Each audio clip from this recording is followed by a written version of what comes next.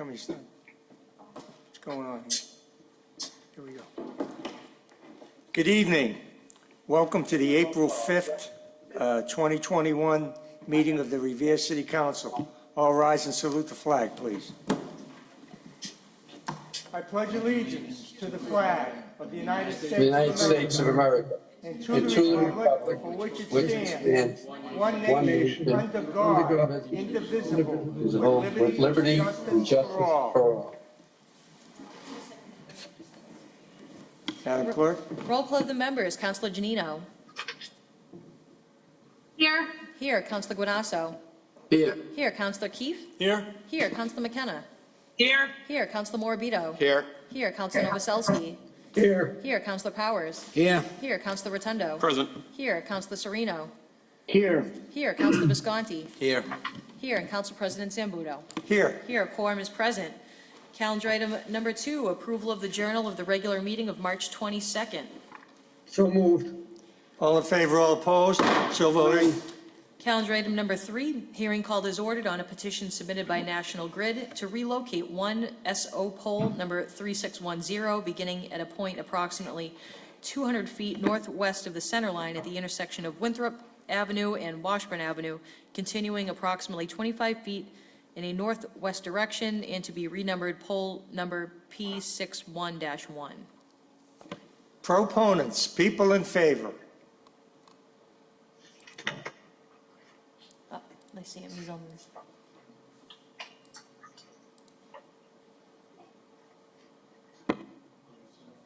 Yes, Sterling Ortiz.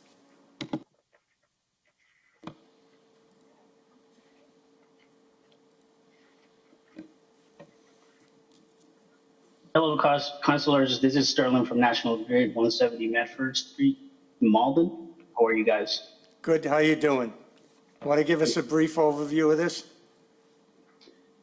So they're looking to relocate this pole on Winthrop Ave, Revere, to a new location about 25 feet away.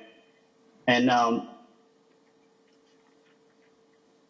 this is pretty much all the info I got, to be honest with you guys. But the petition was to just relocate a pole. So it's not like we're adding a pole, we're removing a pole and relocating it. Okay, that's good enough. Any other proponents? Anybody else in favor? Hearing and seeing none, we'll close that side of the hearing. Opponents, anyone opposed? Hearing and seeing none, we'll close that side of the hearing. Councilors, Councilor McKenna.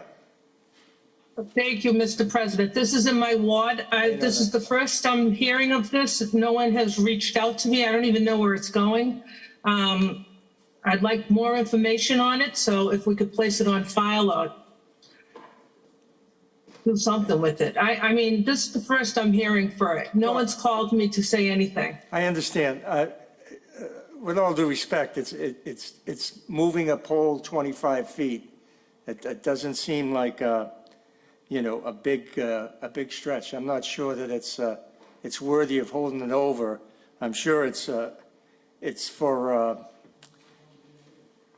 an important purpose. They're not going to move a pole because it's very expensive to move it. And, you know, 25 feet is not like and they're not adding another pole. They're just moving the existing pole. I'd just like to have an address on Winthrop Avenue. Where are they going to put it? Well, it says here that it's, The corner of? yeah, it's, you know, it's 25 feet from where it is right now, northwest, not in a northwesterly direction. I mean, if you insist on holding it over, we'll, you know, we'll entertain that, but. No, but I think it would be it would have been nice to have someone reach out to me and say, hey, look, we're going to move a pole in your ward, and just give me like a heads up instead of reading it on an agenda. So that's it. Thank you. So we'll make note of that and let the representative bring that back and let them know in the future that we will hold these things up if they're not clearer, and especially reach out to the ward council and let them know. But I think because it's such a minor situation, we probably should go forward with it. Any other councilors? Mr. Chairman, Ira. Ira. No, Thank you, Mr. Chairman. Council Novoselsky, I'm sorry. Thank you, Mr. Chairman. I know this is in Joanne's neighborhood, but who is this for? Usually they give us plans of where things are going. There isn't one piece of evidence of Nothing. what's going on with this thing. So, you know, I think we need more information. It's in the packet. It is? I didn't get one. This is attachment. I have it, it's on the agenda, but I didn't see anything in the packet. Well, There is a sketch that was included with the, there is a sketch.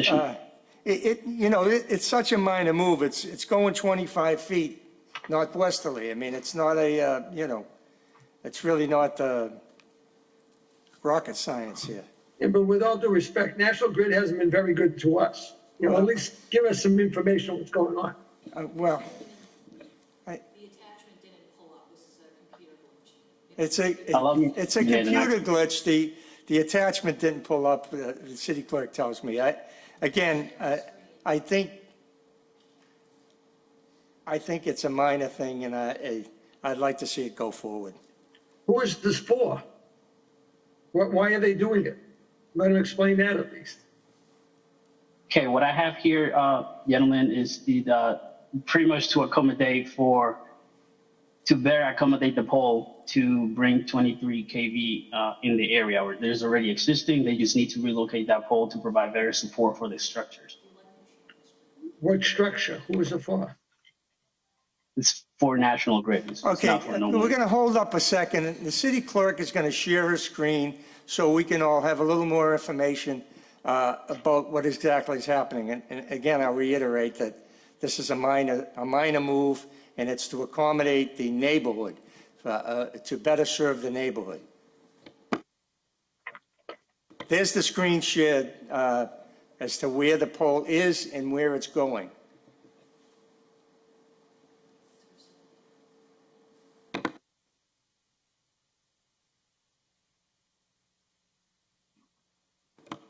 This is for Suffolk Downs? Okay. So that's a little clearer that this is for the Suffolk Downs project. Is this going next, if I may, Mr. Chairman, is this going next to the parking lot, the MBTA parking lot? Can you see it on the screen? I do. I'm guessing that's the MBTA parking lot entrance That's where it looks like it is. It's right at the, across the street from that. yeah, it appears to be, that's where this is. So they're moving it on the other side of the driveway.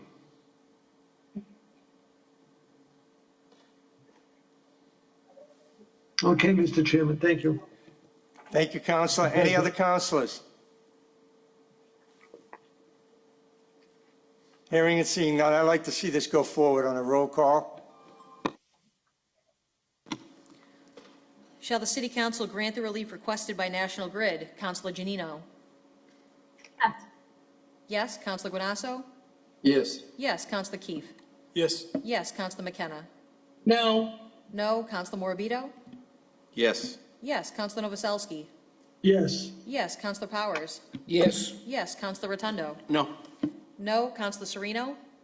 No. No. Councilor Visconti? Yes. Yes. And Council President Zambudo? Yes. Yes, the petition has been granted.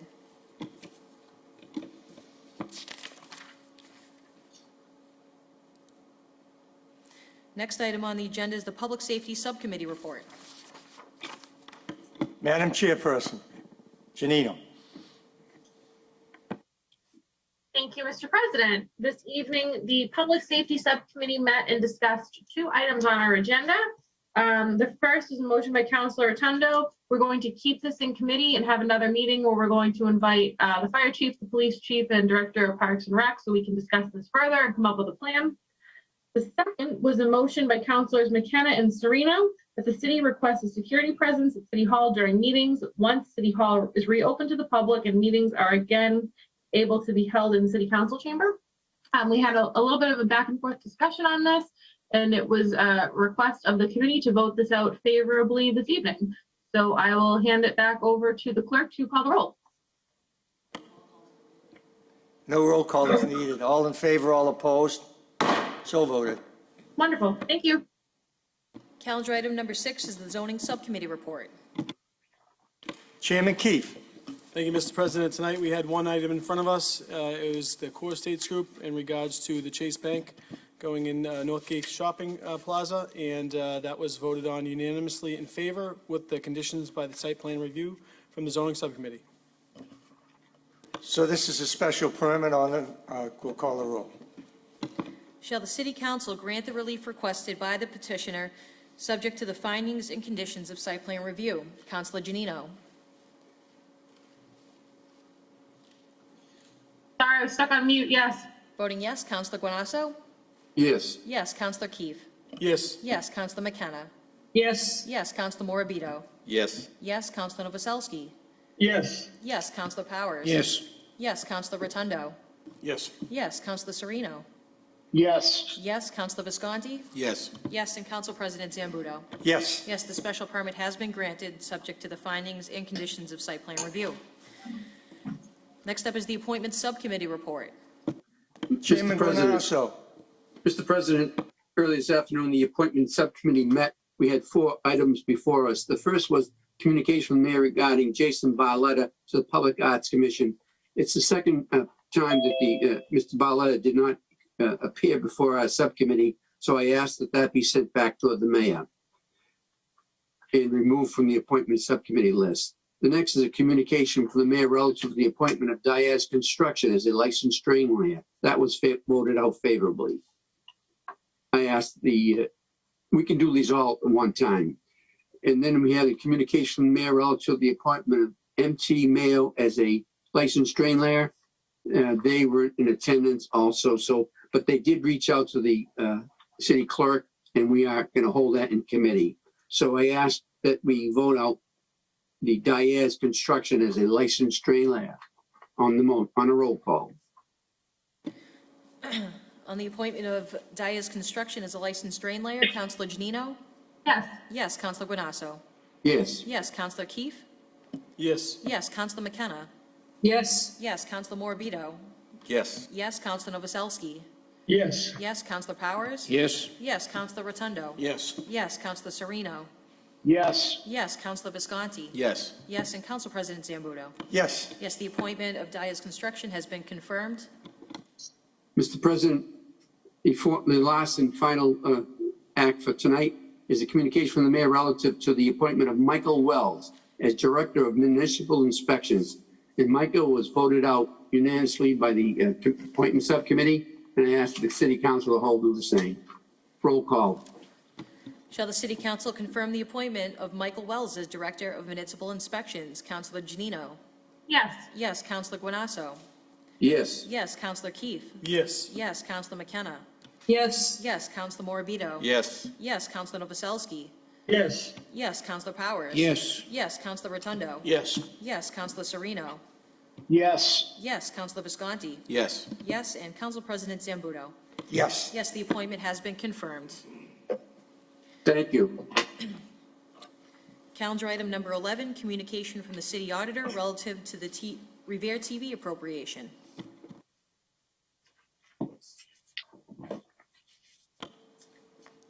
Good evening, councilors. As you already know, this quarterly appropriation has to be approved by the council in order to get it into the hands of Revere TV. So this is kind of a routine appropriation, but here to answer any questions if needed. Thank you. Thank you, Mr. Visquet. Any questions of anybody? It's pretty routine. Move the question, please. Go ahead. Council Novoselsky. Just move it, vote on it, please, if we can. Roll call. Shall the city council approve an appropriation in the amount of $127,207.43 from the receipt reserved to Revere TV? Councilor Janino? Yes. Yes. Councilor Guanasso? Yes. Yes. Councilor Keefe? Yes. Yes. Councilor McKenna? Yes. Yes, Counselor Morabito. Yes. Yes, Counselor Novoselsky. Yes. Yes, Counselor Powers. Yes. Yes, Counselor Rotundo. Yes. Yes, Counselor Sereno. Yes. Yes, Counselor Visconti. Yes. Yes, and Council President Zambudo. Yes. Yes, the appropriation has been approved. Calendar item number 12, communication from the city auditor relative to our presentation on municipal health insurance. Ways and Means. Calendar item number 13, communication from the mayor relative to the appointment of Diana Longo as director of the Revere Public Library. Appointment sub. Appointment Subcommittee. On to motions. Calendar item number 14, motion presented by Councilor Morabito that the mayor request the Broadway resignalization project manager to order the installation of blue emergency lights on the traffic semaphore. Council Morabito. Thank you, Mr. President. So as most residents know, we got funding to re-signal the traffic lights along Broadway. This will help with traffic by having better timing settings on the traffic semaphores. What I'm asking for is, before the project begins, to have the mayor ask the project manager to order traffic lights that include the blue emergency flashing lights. This helps, the blue light enables the police to enforce traffic violations and also to manipulate the signal during emergencies. This is something that helps with public safety, especially passerbyers who are crossing traffic during an emergency. Currently, there are snow emergency lights on standalone poles, and they manually have to go and turn them on. So I think if we're going to initiate a program like this and re-signalize the traffic semaphores throughout Broadway, we should just include the emergency lights as well on the semaphores. Any other councilors?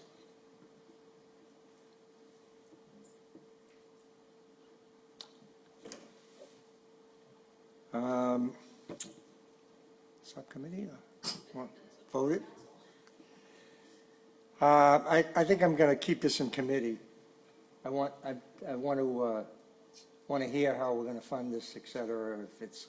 Well, currently, the re-signalization of Broadway is already I understand funding. that, So but- the question is whether if it's feasible to have the mayor order the traffic lights. The project The question is, does it become an extra work order?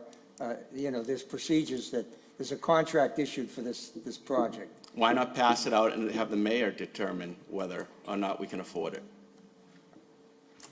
Can you read the motion again, Madam Clerk?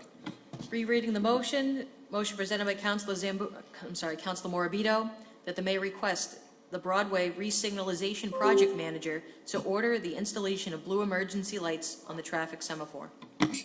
I think if you take a friendly amendment to investigate whether he can do that, I'd certainly. Absolutely. Okay, as amended on the motion, all in favor, all opposed. Thank I'm you, just Mr. afraid- President.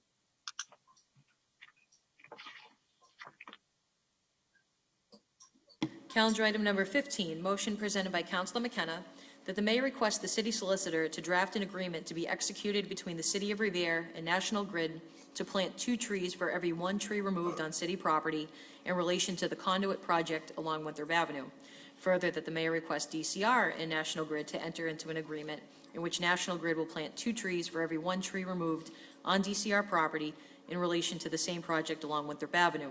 National Grid neglected to inform the City Council when seeking permission for this project that almost 100 mature trees will be removed. Councilor McKenna.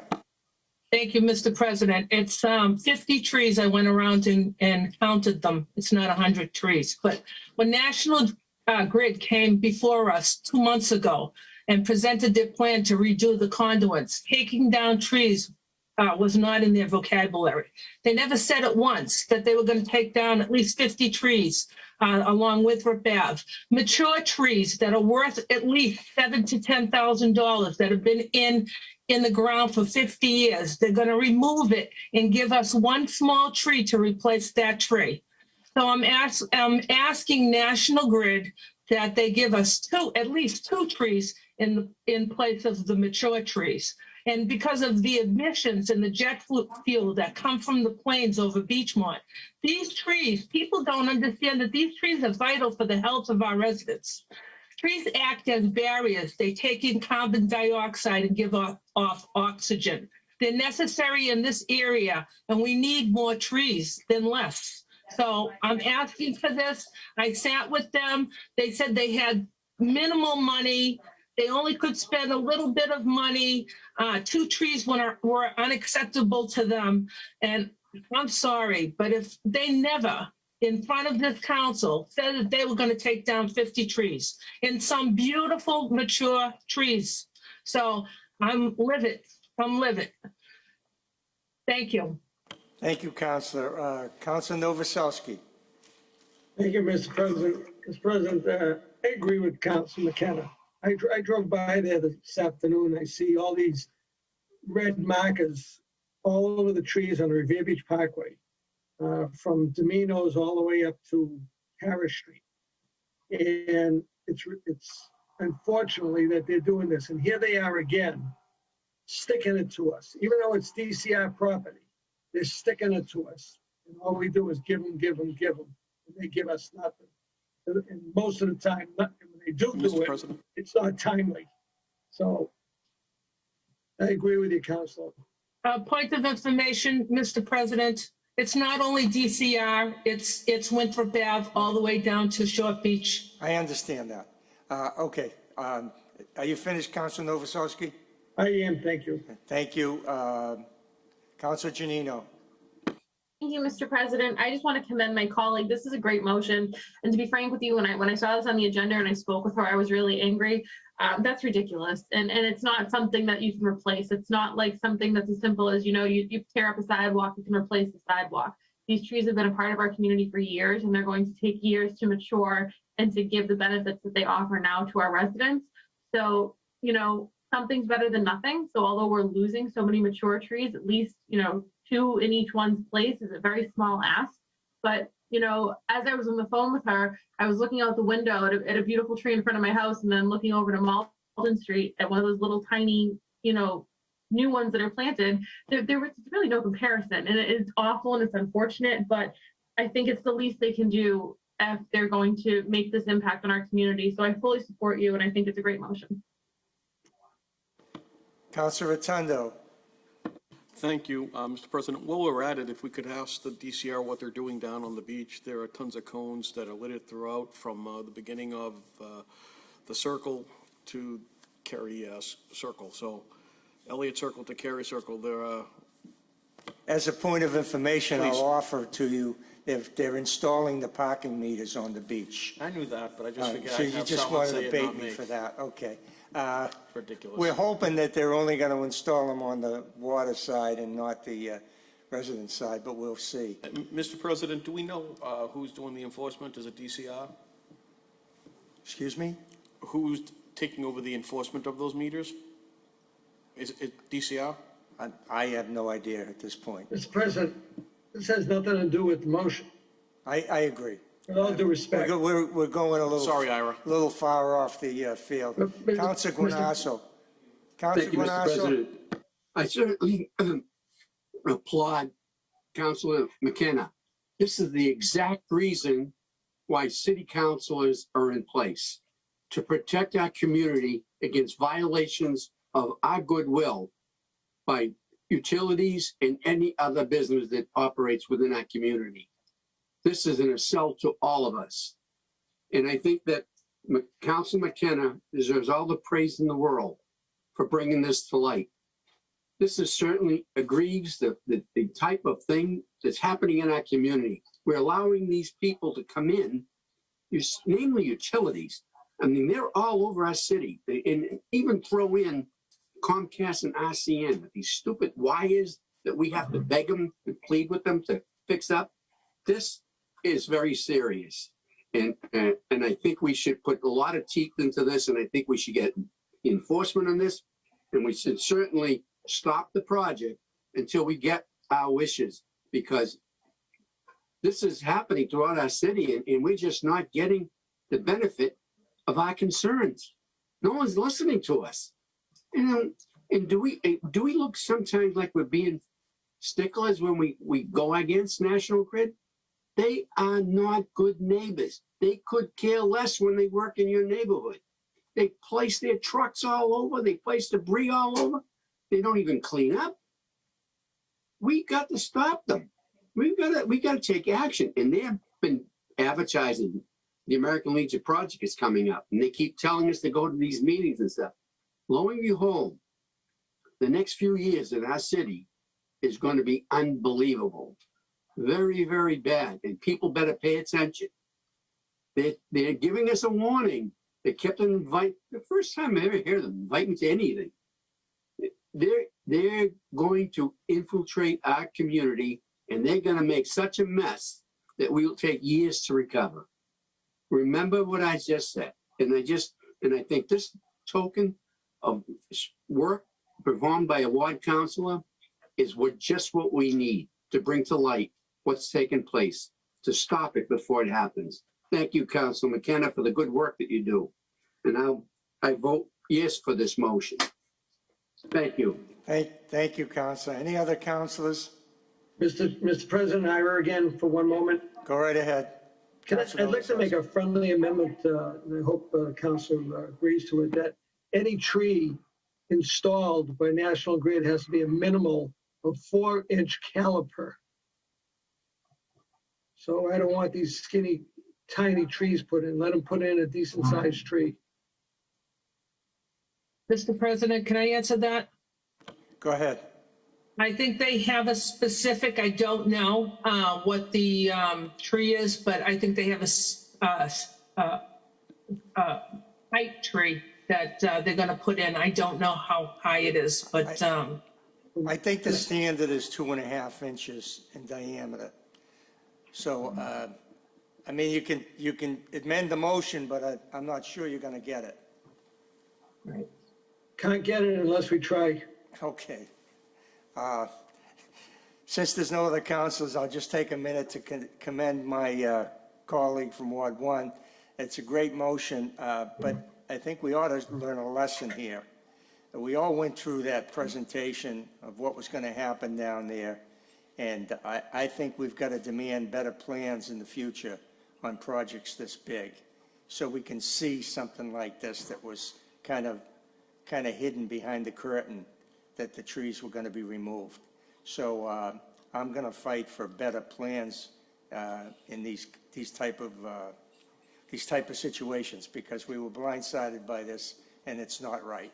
So on the motion, all in favor, all opposed? As amended, As Mr. amended. President. On the motion as amended, all in favor, all Thank you. opposed? So voted. Calendar item number 16, motion presented by Councilor Rotundo that the mayor request the appropriate department to run a PSA, written and spoken in multiple languages, on how to deal with coyotes in our community. Additionally, that the city obtain a contract with a pest control agent or exterminator or other control agent as permitted by law to quell the overgrowth of the coyote population in Revere. Councilor Rotundo. Thank you, Mr. President. Actually, this was brought to my attention recently, particularly in the Goldie, Washington Ave area. And more importantly, people are just afraid to take their dogs down to the dog park off of Sargent Street. And for me, the issue is what can we do in order to decrease this particular issue, and more importantly, allow for awareness. And I think perhaps we should do a PSA and obviously get the proper, animal control people involved. Thank you. Thank you, Councilor. Councilor Novoselsky. No, I'm good on this. Sorry, Mr. President. Okay. Lower. Councilor McKenna. Councilor McKenna? Yep. Thank you, Mr. President. With all due respect, Councilor Rotundo, I totally disagree with this motion. By eliminating the overgrowth of coyotes, there is a way that environmental police can trap and relocate them without harm. Poisons, the public, we know very little about the species. They're more afraid of us than we are of them. Goldie Ave has a significant marshland in back of there that I know they come out, but I mean, that's where they live.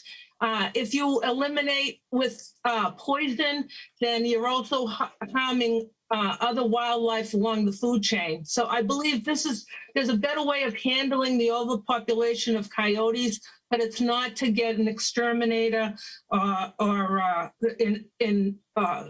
eliminate them. So I'm sorry, Councilor Rotundo, but I don't agree with this at all. Thank you. Thank you, Councilor. Councilor Powers. Thank you, Mr. President. During the past week, there's been a sighting of coyotes down on Library Street, Sewell Street, Haddon Street. And the neighbors down there, the residents have a real valid concern. I know certainly I would if I saw one in front of my house or in my backyard. I spoke with the animal control officer, and he tells me that there's nothing you can do with them unless there's one of them would, God forbid, hurt someone, that they're protected under federal law. He certainly would know more with regard to that than I would. So just point that out to let people know that, be aware, but it's not like we can go down there and, start shooting or poisoning the coyotes. Thank you, Mr. President. Thank you, Councilor. Councilor Sereno. Thank you, Mr. President. So I honestly never thought I would learn as much about coyotes as I have from this job. Ward 6 has been prime real estate for coyotes, as actually up near where you live, Mr. President, up on the High Street neighborhood. So I've done, my research and my homework. I've reached out to the Mass Environmental Police. I've reached out to the Animal Control Officer. Just as Councilor Powers said, there's really not much that we can do unless the coyotes are being aggressive. Now, you all know how much I love my Zaza, and I walk her. I have a little dog that I walk on Sargent Street, on Washington Ave and Malden Street. We have to be vigilant for sure. But I have shared on my Facebook page some information a few weeks ago, and I can reshare it after tonight's meeting. And it had handouts and information from Mass Wildlife about living with the eastern coyote in Massachusetts, as well as coexisting with coyotes from the MSPCA Angel, the animal hospital. So I hope that maybe we can share that information that I'm going to reshare tonight. But unfortunately, I mean, Councilor Rotundo, all the power if we can figure out a way to deal with them. But everywhere I've gone has kind of led to a dead end that, this is kind of where we are in the state of our region. It's not just Revere, it's Malden, Saugus, even Southie had coyotes in the middle of South Boston. So it's definitely a regional issue that we're dealing with. And you just have to be vigilant with your children and with your small dogs. So thank you, Mr. President. Thank you, Councilor, and thank you for continuing to do your homework. And I know how hard you work on these issues. This particular issue is near and dear to my heart. I've got them roaming High Street like they own it. Councilor Guanasso. That's the street that I represent, Council President. And it's also a portion, they are an endangered species. And I've also been checking for years on this particular issue. And it comes to they have one common good thing about a coyote, rodent control. Because if you see coyotes plentiful, you don't see any rodents. And they do control that particular issue that we've had over the years. But certainly we cannot hire an exterminator to decrease the population of coyotes. So that's completely out. We can't do that. It's illegal. And I stay by the marsh. And when I have people, as Councilor Sereno watches and I tell them, please do not take your animals down there because coyotes are living there and they're fast. when they work and they're hungry, you are no protection for your little dot. And some people listen to me, some don't. They probably think I don't want them going down the park area, or the marsh. It's only, they call it Hastings Park, but it's a little open grass area that, you know, and thankfully we have that open grass, but it's a population of animals that we can't control by means of harm. We have to work and try to educate the community to live in with them and how we control them. Another thing, how way we control them is, and I told my neighbors, not to leave out food for your pets. Not to leave out, a lot of people have a tendency to feed their cats outdoors. Don't do it, because you're encouraging coyotes to become domestic pets. They're coming to our neighborhoods. So I would be voting against this particular motion.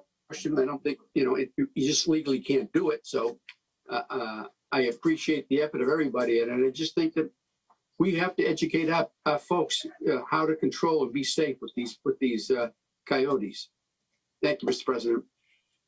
Thank you, Councilor Granasso. Councilor Rotundo, I hope you're going to speak to remove the exterminator from your motion. Thank you, Mr. President. Quite clearly, it states additionally that the city obtain a contract with a pest control agent or exterminator or other control agent as permitted by law to quell the overgrowth. Now, I've read pretty much as much as that there needs to be. I understand that they control rodents. That clearly, we have an overgrowth of rabbits within our community as well, which they also control. We can also use wolf spray, which, you know, also stops them from, you know, going to certain areas. I understand that they're possibly in McMacken Field and so forth.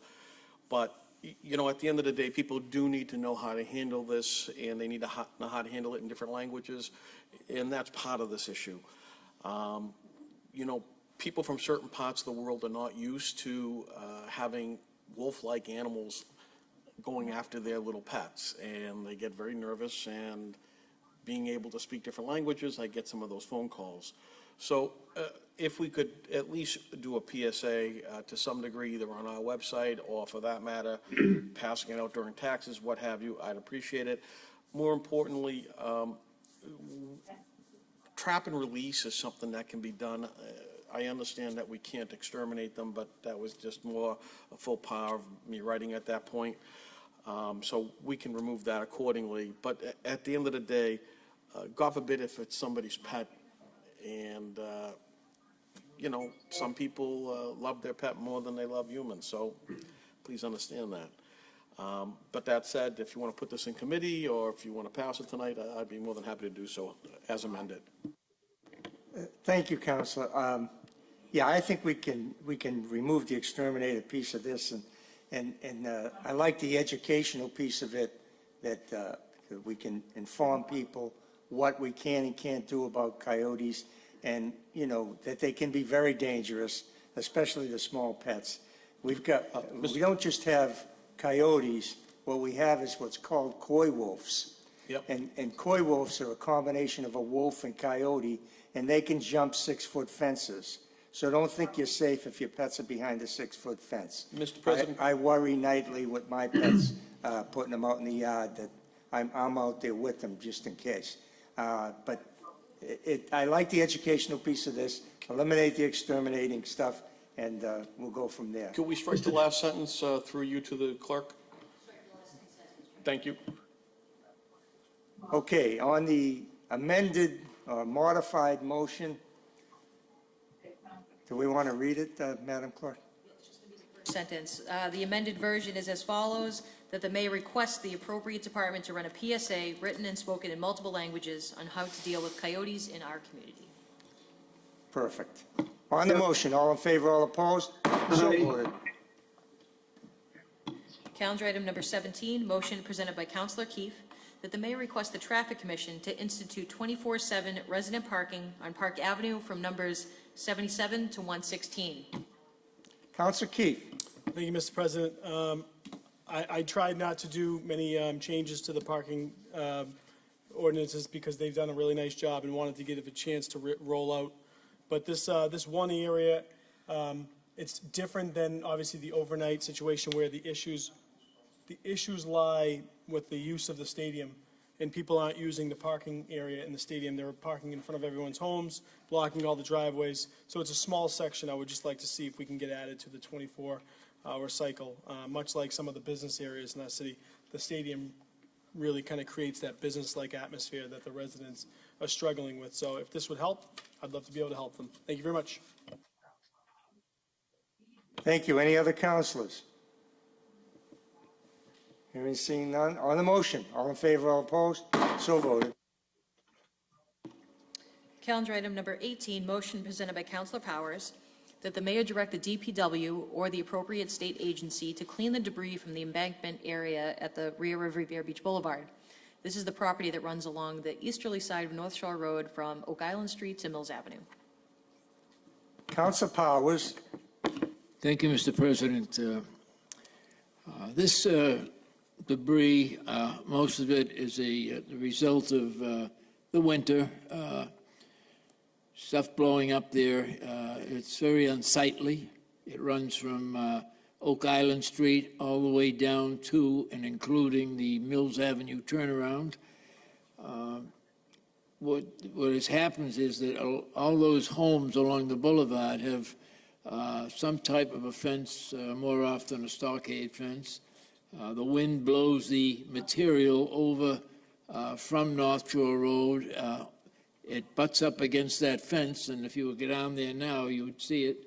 It's it's a disgrace, really, to for somebody that's driving through our city to look at that there. And I think it's clearly on the part of the DCR, Commonwealth of Massachusetts, or DEP, Commonwealth of Massachusetts, to clean that up. I mean, get an inmate crew down there or whatever they have to do. And it's not a big job, but it's a job that really needs to be done to make our city look a little better to our residents and people who drive through our city. Thank you, Mr. President. Thank you, Councilor. Any other councilors?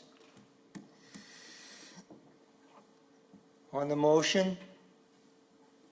All in favor, all opposed? So voted. Whatever happened to the upper hand, I had my hand raised, I Mr. President. apologize. Let's go back to Councilor Guanasso. Well, Well, Sorry. I just would concur with what Councilor Powers had to say. I've been down there 2 or 3 times the last couple of days, and it's a pigsty and needs to be cleaned. Thank you, Mr. President. Sorry, Now I'll lower my hands for the next sorry I person. missed your hand. I won't Okay, let Mr. that President. happen again. I'm lowering my hand now. I won't let that happen again. All right. And it's noted that Councilor Zambudo was recused from discussion on that matter. Calendar item number 19, motion presented by Councilor Powers, that the mayor direct municipal inspections to inspect the property owned by National Grid, known as the National Grid right-of-way, that runs between Revere Beach Boulevard and Arcadia Street, and that National Grid be required to remove overgrowth and other accumulated debris. Councilor Powers. Thank you, Mr. President. This is the right-of-way that was many, many years ago for the narrow gauge railroad. And the part that I'm concerned with runs from 400 Boulevard, the old nursing home there, the rear of that, all the way down on Arcadia Street, in that back stretch there, to the Eastern County Ditch. And again, I think, we get our electric bills from, and our gas bills from National Grid, but, and they're very prompt with those. And I put this motion in some time ago, late last year, and I saw no real change down there. So I would hope that the Inspectional Services Department would monitor this, and if necessary, perhaps City Solicitor's Office to force them to, clean that up. It's deplorable, and people that live in those homes down there on Arcadia Street should not have to look at this on a daily basis. When they look out their back door to look at all the junk and the overgrowth down there. And it's not a big deal, but it's a deal that National Grid should deal with. Thank you. Thank you, Council Powers. Any other councilors want to speak on this? I'm looking for hands. I don't want to miss another hand tonight.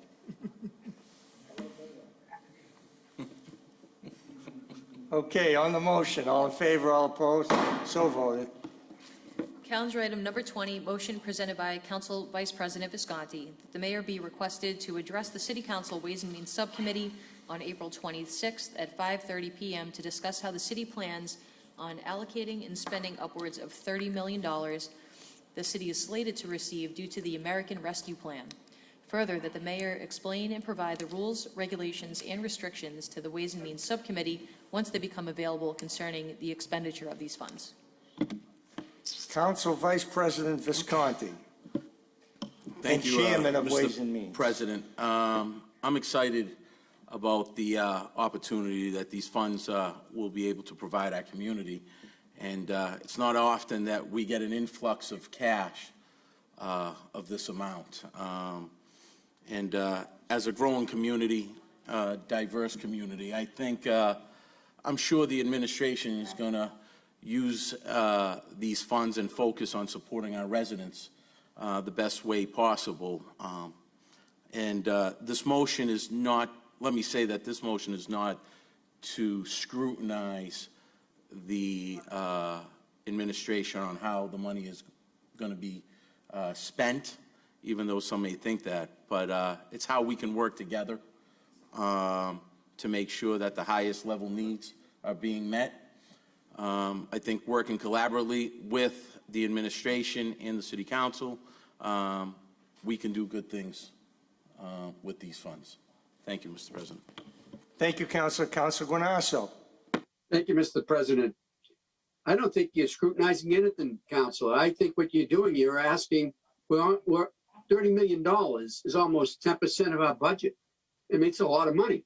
And we have every right in the world to have an idea of where these funds are going to be placed. This is an important appropriation. This is, a plus for us, our city. And I give all the trust in the world to the mayor in his judgment. But I think as a council, and again, and it's no reflection on anybody, I think the mayor's going to do this, but I don't want to read in the Revere Journal or the Revere Advocate that this is what we're doing with this. I would like to know, as one of our elected officials, as to what we're doing with the funds. And maybe, and just maybe, we might be given a little insight as to what we think ought to be done with the funds. So very limited. I mean, because the mayor is the administrator, and most of us have full judgment, and we believe in what he's doing. And that has nothing to do with this. All this is with our responsibility is oversight review. So this is part of our oversight review, but we want to review it prior to expenditure. We want to review it prior to going into the local newspapers, prior to it going on the media and saying, here's what we're doing. Give us an idea, give us a heads up. And I think this is a great thing. $30 million. I don't want to disparage anything from that. I think this is an unbelievable opportunity for our city. We've been, over the last couple of years, financially, the mayor and us, the council, should be all proud of ourselves that we're financially solvent. A lot of cities and towns aren't.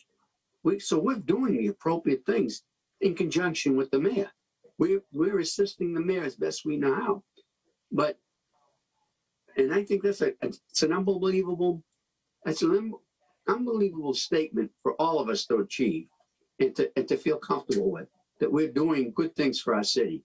So for $30 million, let's see what we're going to do, and let's have a heads up.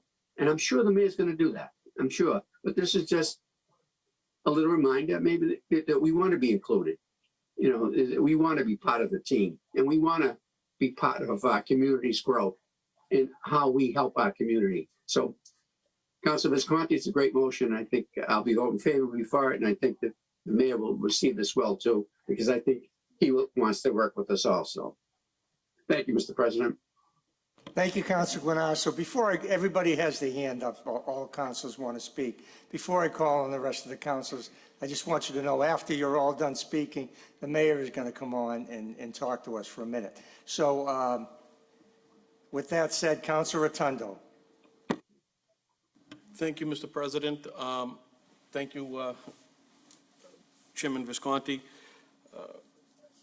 The $30 million that we're going to receive is no different than what Pittsfield has received at $33 million, Arlington 36, Boston getting a whopping $435 million. Much of this is being used or will be used for restaurant aid as well as business impact assistance, water and sewer, broadband infrastructure, et cetera. I'd like to see it, hopefully, if the mayor could elaborate on rental assistance for people in our community, as well as helping other marginalized parts of our community that really need help during these very trying times. I applaud Councilor Visconti for pulling this forward. This is the checks and balances that this council is charged with, and I'm happy that the mayor is here to speak to us tonight about this very issue. Thank you very much, Mr. President. Thank you, Councilor Rotundo. Councilor Keefe. Thank you, Mr. President. I too am glad that this got brought up, and I totally understand the way Councilor Visconti is bringing it up. Certainly, we are not, from what I've read, we are not going to be the approving body for the expenditures. And I think that the collaboration between the mayor's office should look at where the money should be best used and utilized, and there should be a collaborative process between city officials, department heads, and the people that are on the ground servicing the community to see where it is needed most. And I'm certain that that'll happen, but I think that it's always good to have discussion because there's a public trust standpoint, especially when there's $30 million. You can only imagine in some communities that how quickly there's people out there rushing to try to find a way to get their hands on it. And those aren't always the most well-intended. So I would imagine the mayor's office wants to have a collaborative process that is very transparent and shows us that it's going to be used for the public need. And obviously, I would imagine that most of it's going to be used in some sort of a health capacity so that the wellness of the community is best served. So I'm glad that this is being brought up, and I'm sure the mayor will be excited to let us know what the intentions are. Thank you. Thank you, Councilor Keefe. Councilor Novoselsky. Thank you, Mr. President. Mr. President, I am sure that the mayor is going to let everybody be involved in the expenditure of these funds. Now, we have to realize that the American Rescue Act does have restrictions on how to use the money. And there's certain things that we can use it for and things we can't use it for. And I feel confident that he's going to open this up to everyone, not only the directors, the councilors, but you're going to have the people on the street, like Councilor Keefe said. People on the ground will also have input on it. So it's not going to be something that's going to be spent tomorrow. It's going to be a time period where we put it together, then everybody will see where it's going and how it's going to be spent. I'm sure it's going to be spent for the betterment of everyone. So I look forward to hearing from the mayor later. Thank you. Thank you, Councilor. Councilor Morabito. Thank you, Mr. President. As my colleague said from Ward 2, the spending has to be within the legal scope of the American Rescue Plan. So I don't think my colleague had any ill intentions of this motion. I think he just wants to plan ahead of time rather than have the mayor and his administration go forth and say, okay, this is how we're going to distribute the funds. I think the council having some say or some suggestions on it is a priority, and I commend my colleague for putting this forth as well.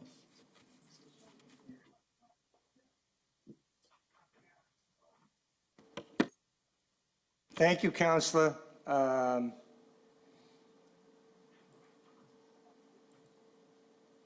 Who else? I thought I saw some hands raised, but they seem to have gone down. Okay, I'm going to, I'm sorry. Councilor Rotundo, you got something else? May I ask a question of the mayor? Well, after the mayor gives Thank a you. little presentation, he'll take some questions. Mr. Mayor. Thank you, Mr. President. Let me start off by saying I certainly appreciate everyone's confidence in, our ability to make sure that this process of receiving and then getting this money out to the public is done in a transparent way. And in a collaborative fashion. That is of course, always the way that we want to operate, and the plans that we have to do regarding, or the plans that we will have regarding these dollars will be no different than how we've done everything in this office. So just to give us a little bit of background about the money that's coming in. So we are slated to receive approximately $30 million, a little bit over that.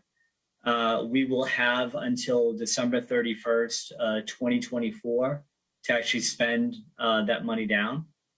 There are 4 main categories. We're still waiting for additional guidelines and regulations that will come out. We're sure from Treasury, but right now in the American relief package, there are 4 main areas that we can spend money. Number 1 is related to responding to the public health emergency that we're still faced with, and the economic impact, including assistance to households, small businesses, aid to impacted industries such as tourism, travel, and hospitality. So that's one bucket that we can spend money on. Another bucket is related to premium pay to eligible employees who perform essential work. That is determined by the chief executive, and it would be related to the critical nature of the work to protect the health and well-being of the residents. And that's capped at $13 an hour of premium pay that money can be used for. The third bucket is replacing revenue.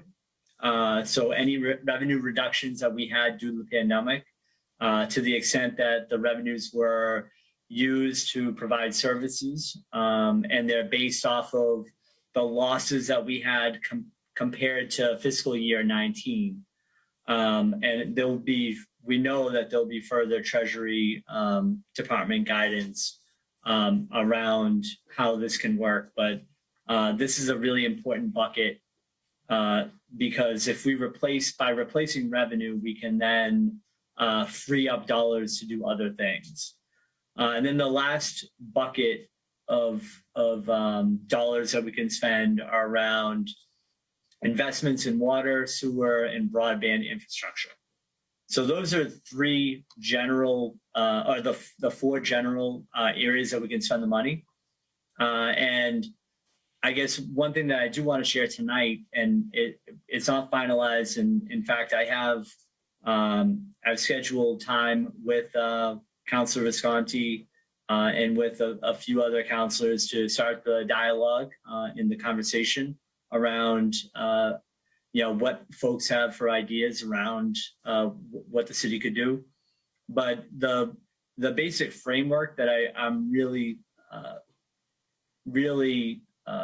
kind of set on in terms of how we spend this money is around 3 really core values that I think we have to bring to this infusion in cash, right? So we have number 1 is leveraging other aid, right? And leveraging the dollars that we're getting from the feds with other potential funding sources. So this is, making sure that we're using these dollars in conjunction with FEMA reimbursements, other state and federal grants and opportunities that there are, so that we're getting more bang for our buck when we make an investment, or we say we're going to do a project.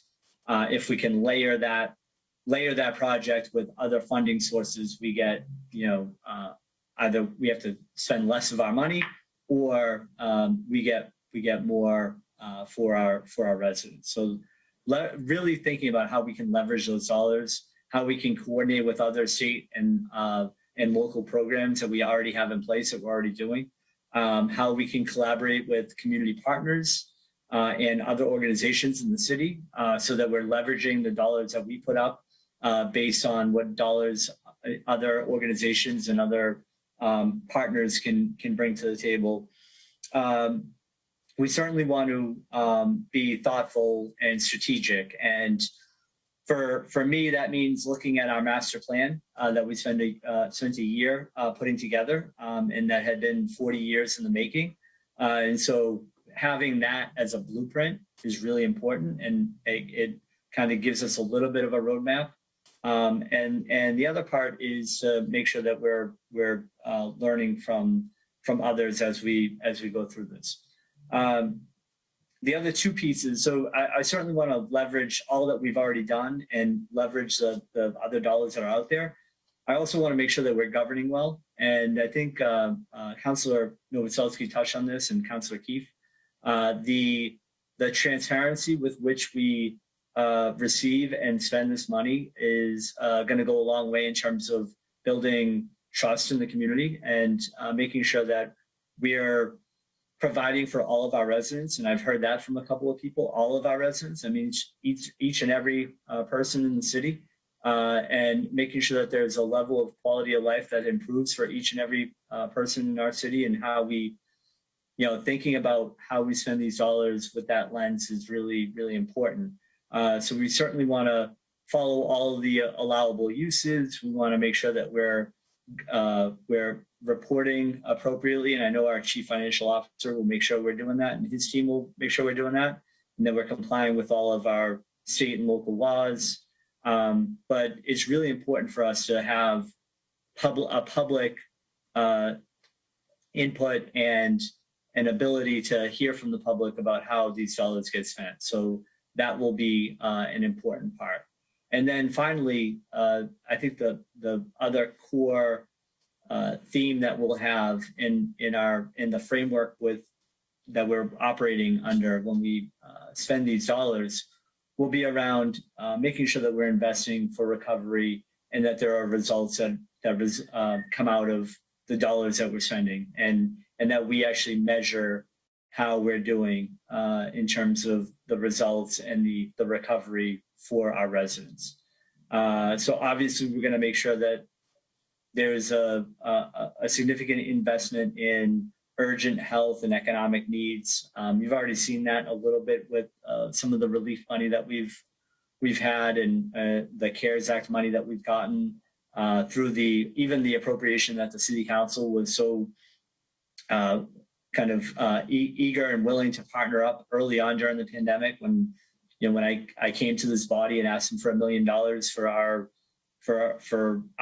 support, and how we could use those dollars to make sure that we're stepping up to the challenges that were before us. All of you were more than willing to, and understood the need for that. And we've done some really great things with those dollars in terms of helping our restaurants, helping small businesses, helping our residents with rental assistance. So it's certainly going to be a priority to make sure that we're making short-term investments with long-term benefits, right? That's really where we want to be when we're spending these dollars, and that we get them out quickly.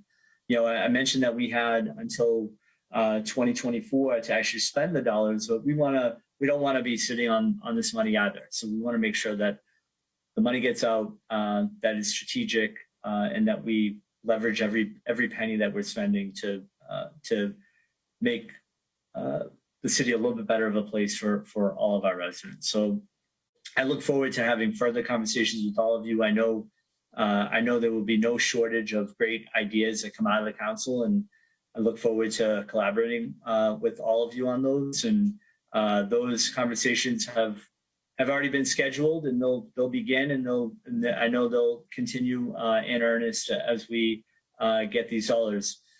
And finally, I guess the last thing I'll end with is we have not received any money yet. So those dollars they'll be coming in, I believe, 3 or 4 installments over the course of time. And the first installment will be due, I believe it's either 60 or 90 days from the passage of ARPA. So which was just a few weeks ago. So we're eagerly anticipating that money, and the conversations that we will have, and we'll have more I guess, information for the council as this goes on. But this isn't going to be a one-time dog and pony show and then we go off and do our own thing. This is going to be an ongoing conversation with the council, with the residents, and with all of our stakeholders to make sure that these dollars, really do make an impact in the quality of life for our residents. And I know that's where all of us want to be. And I hope that just a broad understanding of a framework and kind of what's been kind of brought to my attention in terms of how we can think about these dollars and where we should be in terms of how we prioritize how to spend them. I want everyone to be thinking about how we can, leverage the dollars, how we make sure we're governing well, and how we really do invest for recovery and results. So with that, Mr. President, I'm happy to answer any questions if anybody has them.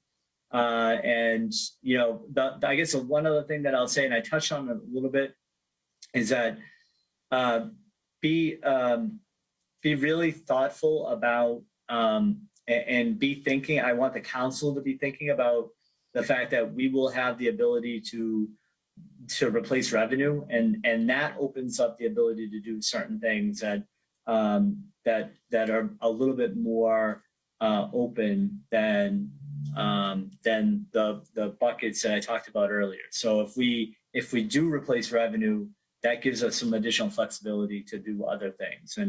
And so I expect all of you, like I said, to have some great ideas, and I look forward to hearing them. Thank you. Thank you, Mr. Mayor. Before I entertain any questions, I just want to make it clear that I'm really grateful for the transparency and the cooperation in this matter, and in all matters for that matter. We've been communicating very well, and this is just a continuation of that, and this is a very important issue. And so I will just ask my colleagues, if you do have questions, we'll make it just a quick question here, because this is going to go on for a long time, and there's going to be a process that we're going to go through here. So use the raise your hand function if anybody wants to ask a question.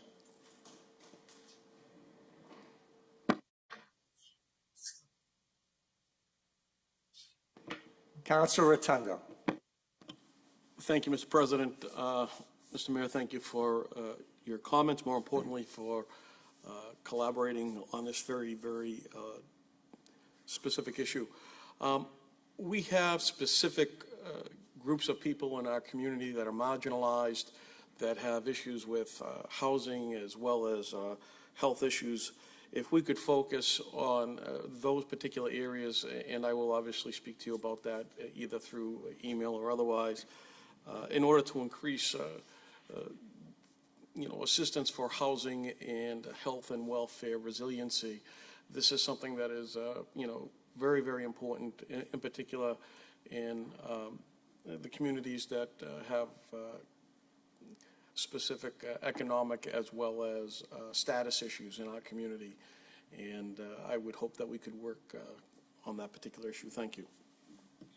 Yeah, Mr. President, just very, very quickly, Mr. President, I would say that, I talked about leveraging other dollars that are available.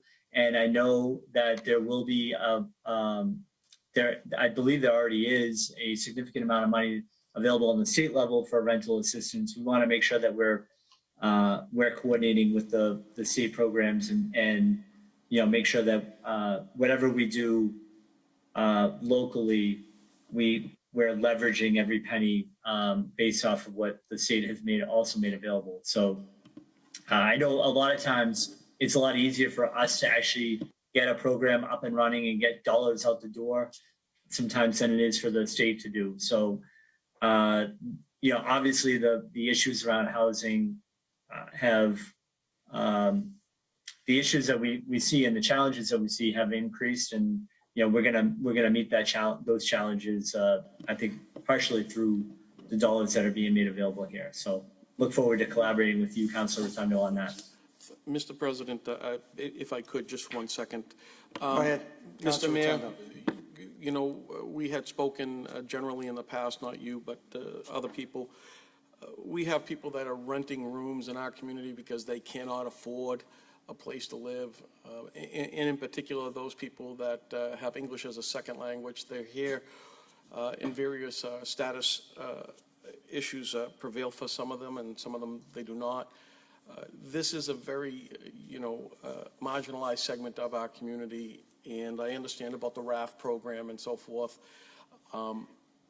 I got to tell you that Mark Silvestri during the winter months was phenomenal in helping our homeless, and I just wanted to make that known tonight. And thank you, Mr. President, for the leeway. Thank you, Mr. Mayor, for what you're doing. Thank you, Counselor. Thank you, Counselor.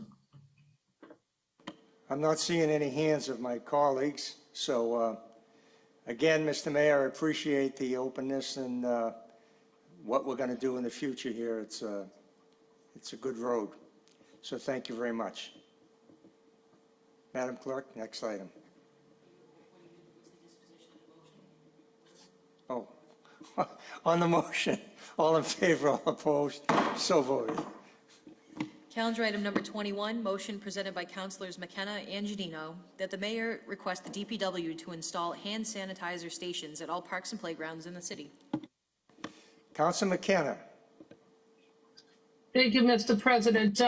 So as we open up the restrictions, more people are going to parks, basketball parks, the stadium, and like everywhere else, we have hand sanitizers available to us in restaurants, in stores.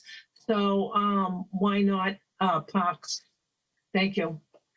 Thank you, Councilor. Councilor Janino. Speaks for itself. It sure does. On the motion, all in favor, all opposed, so voted. Calendar item number 22, motion presented by Councilor Rotundo that the city of Revere investigate the feasibility of cottage food operations as permitted in other communities in Massachusetts and 28 states around the nation. Councilor Rotundo. Thank you, Mr. President. I would love to have this for the city of Revere. It particularly helps a certain group in our community. I would love to see micro home enterprises in this, micro enterprise home kitchens. And this is something that is done in Boston recently. It's done in other communities within Massachusetts, Shrewsbury, et cetera, 28 states. It's done throughout Europe. I would love to see this happen in Revere. We have so much to offer. We have a very, very diverse community, whether it be Hispanic food or Moroccan food or Turkish food. We have 10 bakeries, 4 Italo-American. We have Casablanca, Tres Leches. Why not give families the opportunity that cannot rent a commercial space to start a business in their home and hopefully get a co-sharing facility? I will tell you that Dimple Rana and Revere on the Move has done great work with the Arrigo administration on this particular issue, and I think we just need the legislation in order to make this go forward. Revere on the Move did a 77-page report on the food economy of our community. It, at that time, expressed that we had approximately 277 businesses that were food-related with over 4,000 employees, and that they made over $400 a week. And this was in 2015.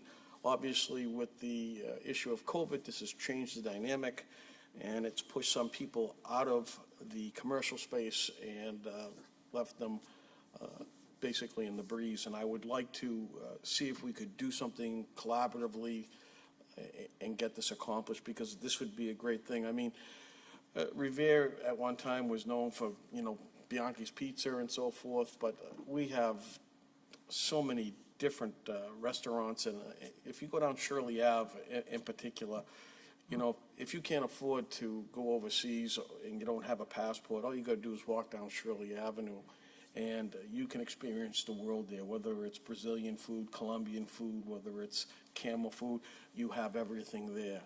And I think that's something that we would like to help other people, do their very best in flourishing in the food industry. Thank you. Thank you, Councilor Rotundo. Councilor Guanasso? Mr. President, I think that's the exact reason why I would be have reservations about this. Because we have established place called restaurants and places where you can pick up food. But the most important thing, Mr. President, is that the buyer, the shopper, is being protected by oversight responsibility by inspectional services, checking the kitchen, just make sure it's clean, sanitized. This is, this is the process that's being done in places where they're remote areas, where they don't have the opportunity to create these businesses. We have beautiful businesses right on Broadway. You can get any kind of food you want. We have a brand new Peruvian right up where China Rome used to be. Now we go down the street, we go to House of Pizza that has all kinds of different tastes that you can have in it. It's wonderful. And across the street, there's all good food. So what are we doing? Trying to change our city? Are we trying to adapt other countries of what we're doing here? We're talking about protecting people who employ other people, who you're taking away food from them. If you decrease their revenue, they have to lay off somebody. I mean, I don't know what the mindset is here. And it seems to be the new culture now. You buy a property in Revere, you make it a business. It no longer is your home. You got people repairing cars, you get people doing this, you have people do. No, there's no rest day. There's no such thing as rest day. Easter Sunday there. They're working next door to me. Easter Sunday. Highest holiday in the Christian faith. What are we doing? Are we protecting the integrity of neighborhoods? We're not. We're not protecting Point of personal the privilege. people who own these businesses, because they employ so many people in our community that need that money to go to a workplace that's under supervision of the city of Revere and state agencies to make sure that the product is going out is clean and it's presentable. You can't go to someone's kitchen and check, no matter what they're doing. You're in violation of the law. You can't go in someone's house. So if someone's making $400 a week selling like lasagna out the back door, that's wrong. That is wrong. And I don't understand. There's a lot of good things, and I'm probably so wrong in everything I say. But let me say this. The working man in Revere is a forgotten man. It used to be known as a blue-collar city. It's now an enabling city. Everything's free, everything's this, everything. The blue-collar guy in the middle, man that has 3 and 4 jobs, trying to support their family, buy their home, that doesn't exist anymore because we're giving everything away. And so what benefit do they get? They don't have anything to drive for. And I find that this, I would be so against this. I can't imagine buying food from someone else's house. I just can't imagine it. And I don't think other people should do the same because there's no protection for them. Thank you, Mr. President. Thank you, Councilor Guanasso. Councilor Morabito? Thank you, Mr. President. So last time I checked, this is the land of hope and opportunity. Having residential kitchens, what this will do, it will give the average person, the little man, the opportunity of creating a business without the overhead startup costs of running a business. What this does, it's the same thing as having a festival where Italians used to sell rice balls at the corner of Shirley Ave or wherever they used to sell them. It's the same. So what this does is it just gives the food handler entrepreneur the opportunity to create and sell homemade foods. All the foods have to go by city code and the permitted processing. So I think this motion, if anything, it gives the little people an opportunity to start up their own business.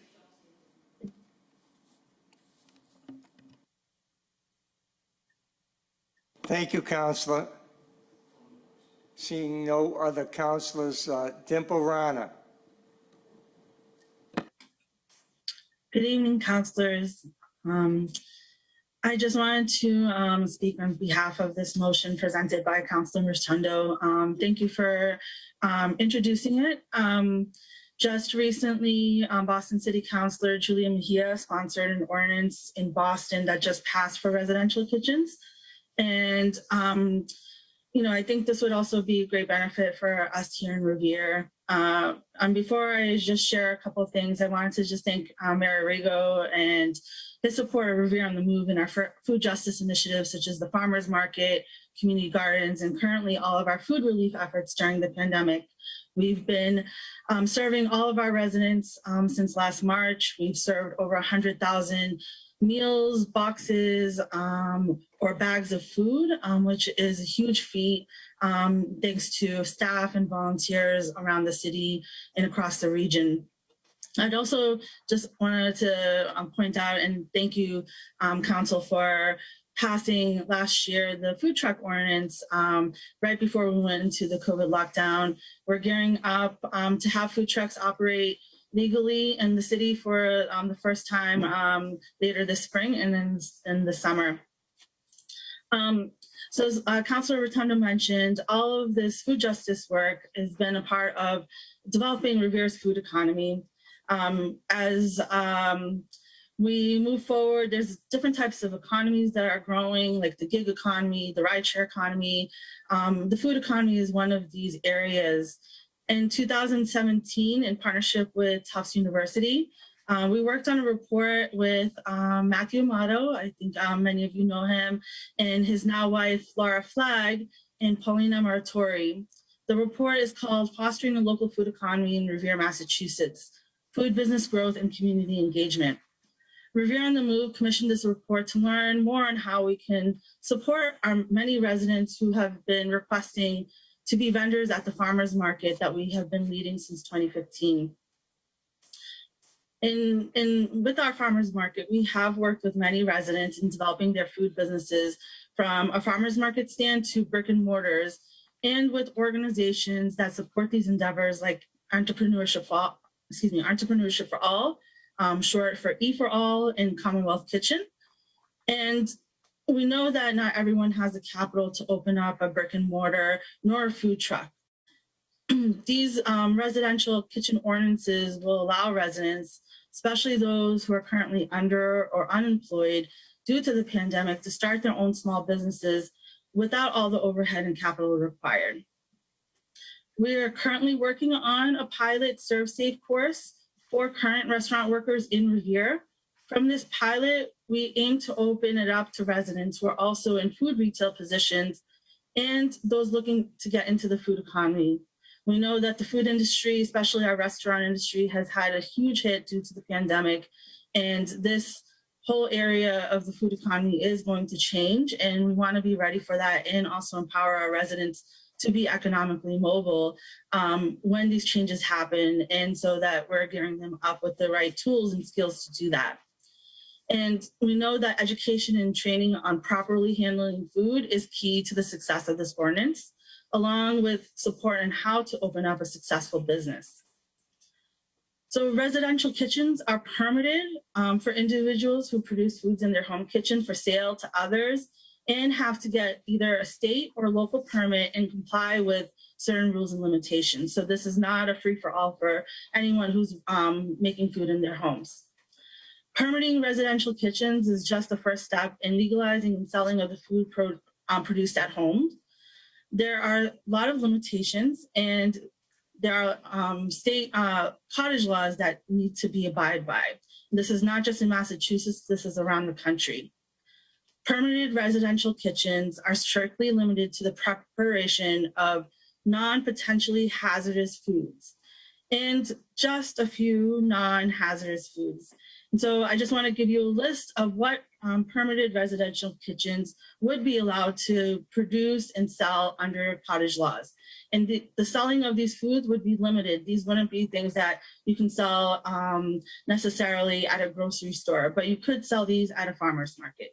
So these permitted residential kitchen goods that are non-hazardous include things like baked goods, loaf bread, pastries, cookies, cakes, fruit pies, candy, popcorn, cotton candy, jams and jellies and preserves, dried fruits, dry herbs, seasonings and mixtures, cereals, trail mixes, granola, coated or uncoated nuts, and vinegar and flavor vinegars without any oil.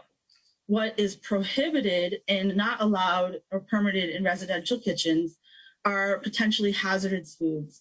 These are foods that support the growth of disease causing bacteria. So any food that is perishable, that requires refrigeration, and all food that is manufactured or packaged that require the state or federal controls. These are all prohibited. So these things include any products that contain milk and dairy, cheese and yogurt, cream-filled pastries, cheesecake, custards, tomato, barbecue sauce, ketchups, pickled products, relishes, salad dressings. I can keep going. Even fresh fruits, cut fresh fruits and vegetables, food products made from cut fresh fruits and vegetables, ice or any ice products. So, there are lots of limitations on what residential kitchens can do. This is just a small piece of the food economy. Another area that is in development for the Revere's food economy are shared commercial kitchens, which are permitted, would be permitted and regulated as commercial kitchen spaces, as many of our restaurants are permitted to do. There's a shortage of these commercial kitchens in the whole entire region.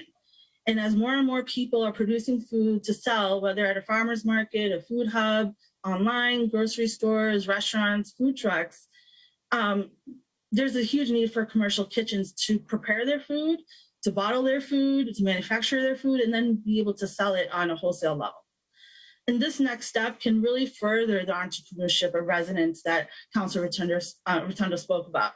This will take it to the next level, but it would be a much more larger regulated space, and a commercial space and not a residential space. So in closing, this is, I believe, a great motion that our city and our residents can benefit from, along with all of the work that has been happening and developing in Revere's food economy, which includes all the work that we're doing right now around food access, food security, and developing our food retail sector. Thank you so much. Thank you, Ms. Rana. I would ask you to participate. This is obviously going to committee, and I would ask you to come and bring as much information to that committee as you can, because this, in order to get people on board, we're going to have to really educate as to the safety of this. Thank you very much for your presentation. Councilor Sereno. Thank you, Mr. President. I had my hand up initially before Ms. Rana's presentation, and I want to thank you, Ms. Rana, Apologize, I because didn't see it. Oh, no, that's okay. I was just going to say, I want to thank Ms. Rana because I was a bit hesitant at first when this was first being described, as I shared some of Councilor Guanasso's concerns. However, I think you said it best, Dimple, that this would not be a free-for-all. There would be precautions in place to make sure that the kitchens are still operating in a safe manner, and that the food coming out that is being sold would still be, protected and watched over to some degree. And so I just want to say thank you, and I look forward to learning about this in subcommittee. But I think it's a great idea, and that we should allow it. So thank you. The dog is chewing the rug, so I'm going to shut my camera off. And thank you. Thank you, Councilor. Councilor Novoselsky. Thank you, Mr. President. I had second thoughts on this originally also, but Dimple really clarified a lot of things on it. But we have to realize that this motion is only looking at the feasibility, for the mayor to look into the feasibility of it. Once we get it out of committee or whatever we've got to do with it, you have to realize we still have to make an ordinance for it. There's going to have to be a table of uses for it, of what zones it's going to be in the city. So, it's something to look at. I'm not shutting it off totally, but, it could be reasonable. And I'm glad Dimple clarified a lot of things on it. So realize there's still a lot of steps to do once we decide if this is the way we want to go. So thank you very much, Mr. President. Thank you, Councilor. Councilor Rotundo, I'll give you a minute here. Thank you. I'd like everybody to know that this is actually permitted by Massachusetts general law. It's done in other communities. There are ordinances that are in place in Shrewsbury, Boston, et cetera. More importantly, they have to pass a ServSafe certificate process, a Sani-Clean and allergen awareness certificate. This isn't just going to be willy-nilly. More importantly, one of the things that I'd like to see if we could do with some of the money that we're getting from the Fed is probably work in conjunction with the Elks or another group to get a shared workspace for people that would like to do this particular effort. I will point out one thing, that this is not new to Revere. And in fact, people don't realize it, that Cookies by Jackie started in Revere 35 years ago on White House on Winton Avenue with Jackie LaBella Hazel. And most people won't know who she's related to, but John Powers does. It actually happens to be a relative of his, and she sold, I believe it was at $60 million recently, her cookie company that she started 35 years ago in her house on Winton Avenue. And Michael, as well as Mark and Lucille, did very well by it. Okay, Counselor, I'm going to have to stop you. It's going, luckily, it's going to your committee, Health and Human Services.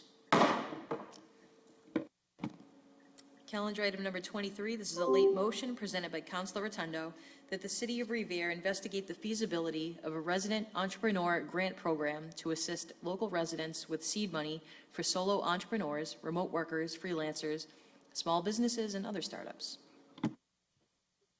Counselor Rotundo.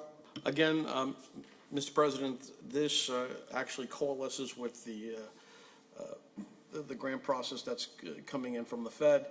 I would like to, work with the mayor, and obviously I think this would be something that we could do. We have such an amazing group of people in our community, so diverse and talented. This is something that I believe that would help those people that are in need of job. I would also point out, I believe that there's a work fair that has been tweeted on the 311, and people should look at that as an aside, but I think it speaks for itself.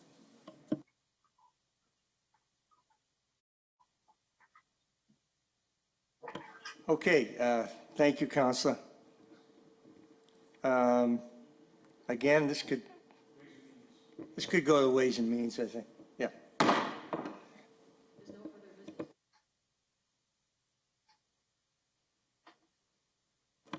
There's no further business. The council will stand adjourned until April 26th. Thank you all.